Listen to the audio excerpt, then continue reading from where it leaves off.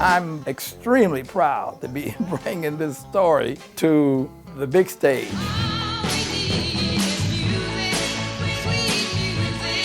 I felt I wanted to do music for all people, and it just turned out that people began feeling it, and black people, white people, Jews, Gentiles, cops, and the robbers, I mean, all loved Motown.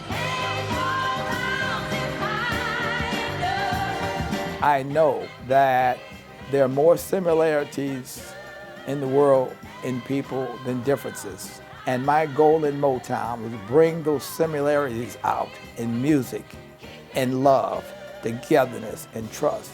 People were married to Motown music, they dated to Motown music. Smokey Robinson created a great deal of babies from Motown music. You really got a hold on me. Really got a hold on me. You really got a hold on me. It's entwined into our lives in so many ways. This musical will bring all that back. We always said the truth is a hit. You don't have to fictionalize it. You don't have to do anything with it.